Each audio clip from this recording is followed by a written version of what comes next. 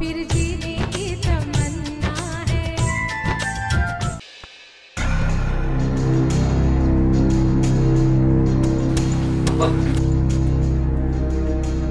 अरे समधी जी, आप नमस्ते, आइए बैठिए। नहीं शर्मा जी, हम यहीं थे। शायद मैं गलत वक्त पे आ गया। नहीं नहीं जोशी जी, ऐसी कोई बात नहीं। एक्चुअली मैं काफी देर से आपको ही फोन लगाने की कोशिश कर रहा था। और मेरा फोन तो ऑन ही था। आपका कोई कॉल मेरे पास आया नहीं शर्मा जी। इसलिए कि मैं फोन नहीं कर पा रहा था, बार बार डायल करके कट कर देता था, ये सोच के कि मैं किस मुंह से आपसे बात करूं। जिस मुंह से आपने देवयानी को यह बताया था कि उसका पति किसी और औरत के साथ। जोशी जी, मैं खुद इस बात से शर्मिंदा हूं। हमारे बेटे ने हमें किसी के आगे मुंह दिखाने के लायक नहीं छोड़ा। मैं क्या कहता आपसे, युवराज मेरा बेटा नहीं, मेरे पिछले जन्मों का कोई पाप है शायद। आज उसकी वजह से मुझे ये दिन देखने पड़ रहे हैं। और हमारी बेटी की जो जिंदगी खराब हो गई शर्मा जी, उसका क्या कहेंगे हम समाज में? इंसान समाज की नजरों में गिर जाए अलग बात है, पर आज मैं अपने बेटे की वजह से खुद की नजरों में गिर गया हूं। मैं बता नहीं सकता इस वक्त उसका बाप होने के लिए क्या पीड़ा है मेरे मन में। अगर एक मिनट के लिए मैं आपकी बातों पर यकीन कर भी लूं तो भी क्या? शर्मा जी, जब आप लोगों को अपने बेटे के बारे में सच्चाई पता था, तो फिर आपने अपने बेटे के साथ हमारी देवयानी की शादी क्यों कराई?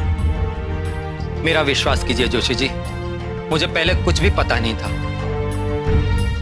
अगर मुझे पता होता तो ये शादी मैं कभी नहीं होने देता। कम से कम मेरे जीते जी किसी के भविष्य को दांव पर लगते नहीं देख सकता। पर शालिनी जी को तो सच्चाई का पता था ना। फिर सच कहते हैं जोशी जी, मुझे युवराज के बंबई वाले रिलेशन के बारे में पहले से ही पता था। अगर आप किसी को जिम्मेदार ठहराना चाहते हैं तो वो शर्मा जी को नहीं, मुझे ठहराइए। आपकी गुनहगार, आपकी बेटी की गुनहगार अगर इस घर में कोई है तो मैं हूं। और आप मुझे जो सजा देना चाहें मुझे मंजूर है। सजा तो हमारी बेटी भुगत रही है, आपके झूठ की, आपके फरेब की। आपके लिए तो गुप्ता जी, किसी को सजा देने या न देने से क्या बदल जाएगा? हमारी बेटी के आंसू तो नहीं न सूखेंगे। मंडप में उसके मांग में जिस हाथ ने सिंदूर भरा था, वो हाथ तो वापस नहीं आ जाएंगे ना। क्यों शालिनी जी, मैं ठीक कह रहा हूं? कमाल करते हैं जोशी जी आप। जिनके पूत के कारनामों की वजह से भाभी जी को डिप्रेशन का अटैक आया है, आप उनसे इतने प्यार से बात कर रहे हैं। कमाल है। अटैक? अभी कैसी है उनकी तबीयत? जी, डॉक्टर ने उन्हें किसी तरह के सदमा लेने से मना किया, वरना हॉस्पिटल में। देखिए, भाभी जी को कुछ भी हो जाए, इन पर कोई फर्क नहीं पड़ेगा। अरे जिनका दिल अपने बहू के आंसुओं से नहीं पिघला, उन पर क्या फर्क पड़ेगा? और रही बात आपकी शराफत का इन लोगों ने नाजायज फायदा उठाया है। और जहां बना, कहां है आपका शहजादा, आपका युवराज? मुंह दिखाई तो बनती है ना। जिनके इतने बड़े कारनामे हो, उस महापुरुष के दर्शन करने चाहिए। कहां है वो? गुप्ता जी, चीखने चिल्लाने से अगर कोई प्रॉब्लम सॉल्व होती है तो चिल्लाइए जितना चिल्लाना है, मचाइए जितना शोर मचाना है। आपको हमारी बात पर भरोसा हो ना हो, लेकिन ये परिवार भी उतना ही परेशान है जितना जोशी जी का। अगर उनकी बेटी के दिल को तकलीफ पहुंची है तो हमारी बहू का भी दिल दुखा है, और उसके आंसू इस घर के फर्श पर बहे हैं।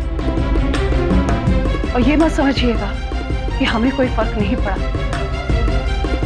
हम तो पहले ही इतने शर्मिंदा हैं कि जोशी जी को सॉरी भी नहीं बोल सकते। मगर गुप्ता जी, शांत हो जाइए। जोशी जी, कोई सोल्यूशन तो निकालना पड़ेगा ना। जी गुप्ता जी। जोशी जी, दिव्यानी इस घर की बहू थी, है और हमेशा रहेगी, ये मेरा वचन है आपको। लेकिन मैं आप लोगों से विनती करता हूं कि मुझे थोड़ी मोहलत दीजिए ताकि मैं सब कुछ ठीक कर सकूं।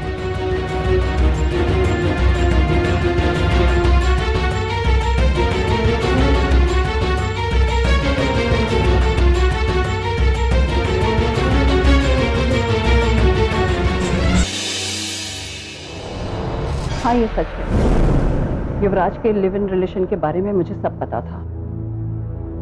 सब कुछ जानते बूझते भी मैंने युवराज पर शादी का प्रेशर इसलिए बनाया। मुझे लगा इसकी जिंदगी में अगर कोई संस्कारी खानदानी लड़की आ जाए तो शायद धीरे धीरे सही रास्ते पर आ जाएगा।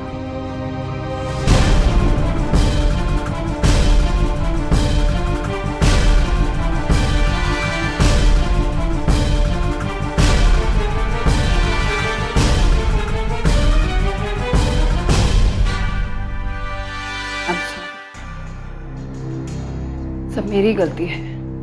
मेरी वजह से ही आज ये दिन देखना पड़ रहा है। अब क्या हुआ शालिनी? इसकी हरकतों की वजह से अब मेरा भी दिमाग खराब होने लगा है। तो तुम्हारा लाडला ना? हाँ, मेरा ही लाडला है। इसीलिए तो आज मुझे अपने आप पर शर्म आ रही है। मैं एक ऐसे लड़के की माँ जिसे घर, खानदान, परिवार की इज्जत का बिल्कुल ख्याल नहीं है। अब क्या कारनामा कर दिया तुम्हारे सुपुत्र ने?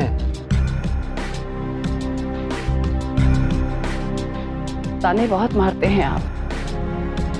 खैर, मेरी किस्मत में शायद ताने खाने ही लिखे हैं युवराज को लिए।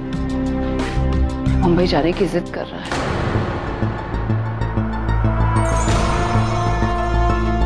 समझा समझा कर थक गई हूँ, पर कुछ सुनने के लिए तैयार नहीं। क्यों? वो तो सिर्फ तुम्हारी ही बात मानता था। अब तुम्हारी बात नहीं सुनता? उसके सर पर उस लड़की लड़ने को तैयार है, पर रुकने को तैयार नहीं है। मैं क्या करूं, कैसे करूं, मुझे समझ नहीं आ रहा। देखो शालिनी, बुरा मत मानो। ये वो कड़वे बीज है जो आज तुम्हारे सामने जहरीले पेड़ बने खड़े हैं। अगर तुमने युवराज की बातें मुझसे छुपाई ना होती, उसकी हर सही गलत बात को पूरा नहीं किया होता, उसकी हर मनमानी पर आंख मूंदकर बैठ ना गई होती, तो शायद आज इस घर को, इस परिवार को और तुम्हें भी ये दिन नहीं देखने पड़ते। मैं मानती हूँ मुझसे गलती हुई है और मैं अपनी गलती के लिए शर्मिंदा भी हूँ।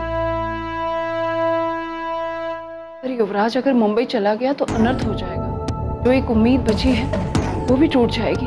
तो मत जाने दो उसे। कैसे? तुम उसे अच्छे से जानती, तुम ही सोचो कोई उपाय। अगर मैं सोच पाती तो आपके पास क्यों आती?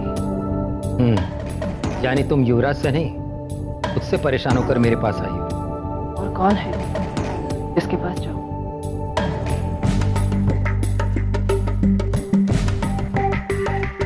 तुम सचमुच चाहती हो कि युवराज मुंबई ना जाए?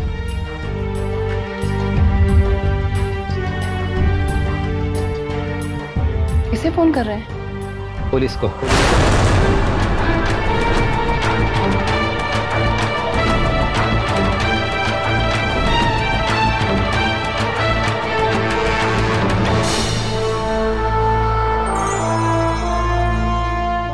क्यों? देवयानी की तरफ से कंप्लेन करने के लिए।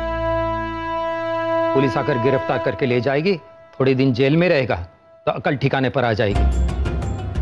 जब घर में किसी की बात नहीं सुन रहा है तो सिर्फ यही तरीका बचा है।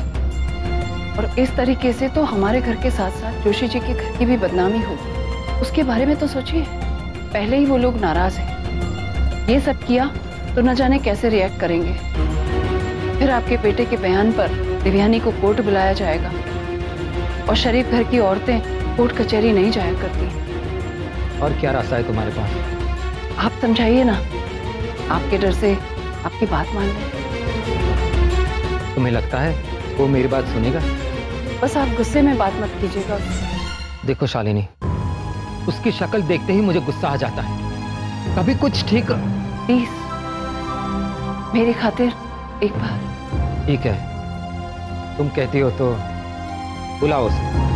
वो अभी सो रहा होगा, मैं सुबह आपके पास लेकर आती हूँ। पर कोशिश करना कि प्यार से बात करके कोई हल निकाला जाए।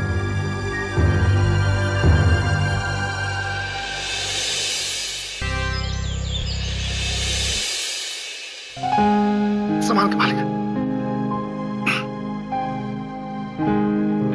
अरे अरे अरे, आप ऐसे चल के क्यों आ गए? डॉक्टर ने आपको चलने के लिए मना किया है। देखिए, मैं आपके लिए दवाई और जूस लेकर आ रही थी ना। झूलन बिठाओ इनको। जी मालिक।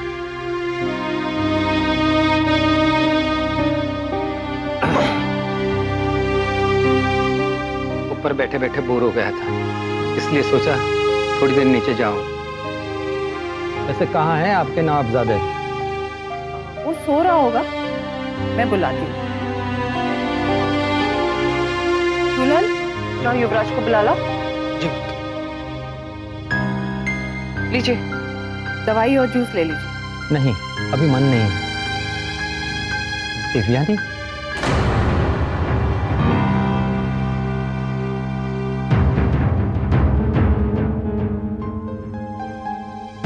बहू,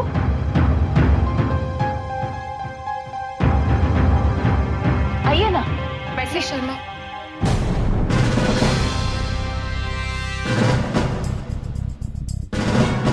मिसेस शर्मा, हम यहाँ बैठने नहीं आए।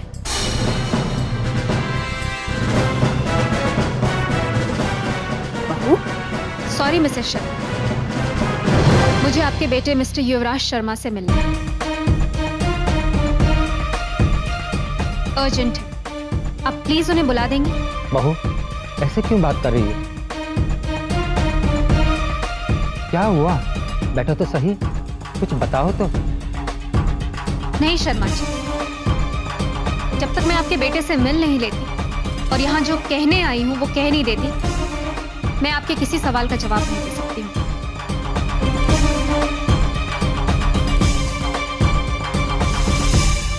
जोशी जी, आप ही कुछ बताइए, बात क्या है आखिर? पापा, प्लीज उनसे कहिए कि अपने बेटे को बुलाएं। बहू, मैंने खुद उसे बुलाया, वो आता ही होगा। आप प्लीज उन्हें जरा जल्दी बुलाएंगे। बहू, मुझे भी नहीं बताओगी क्या बात करनी है उससे?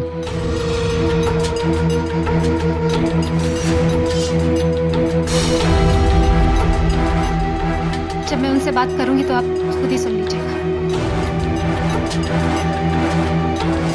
पहले बताओ, बात क्या है? ओह, तो बात यह है मिसेस शर्मा कि मुझे आपके बेटे युवराज शर्मा से तलाक चाहिए।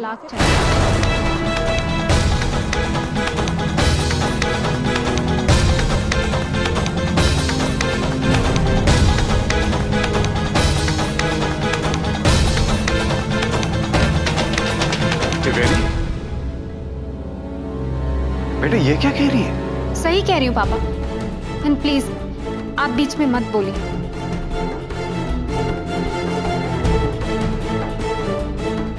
तुम ये कैसी बात कर रही हो बहू? तलाक कोई खेल नहीं है। खेल तो शादी भी नहीं थी मिसेस शर्मा, लेकिन हुई और खेल खेला गया मेरी लाइफ के साथ, पर और नहीं। Enough is enough.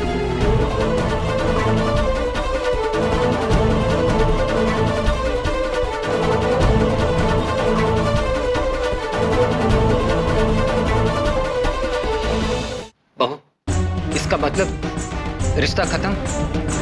हो जाएगा खत्म, हो जाने दीजिए। जो रिश्ता झूठ और धोखे की बैसाखी के साथ चल रहा हो, वो गिर जाए तो ही अच्छा। क्यों? मैंने कुछ गलत तो नहीं कहा ना मिसेस शर्मा?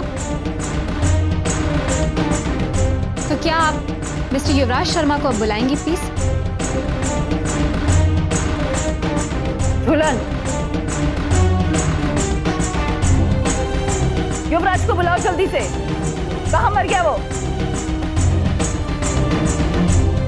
मार के। भाभी जी, नमस्ते भाभी।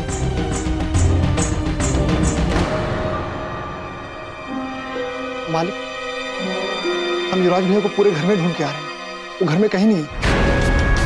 और उनके कमरे में उनका बैग भी नहीं। घर में नहीं है तो फिर कहाँ चला गया? हम चाय नाश्ता देके आते हैं। शालिनी, चला गया ना तुम्हारा लाडला वापिस? चला गया या भेज दिया?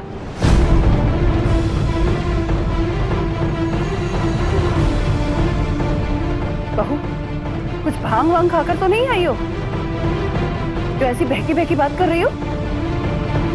हमें खुद नहीं पता कि वो कब चला गया। हमें भी अभी पता चला है तुम्हारे सामने। एक तो आप मुझे बार बार बहू मत कहिए मिसेस शर्मा।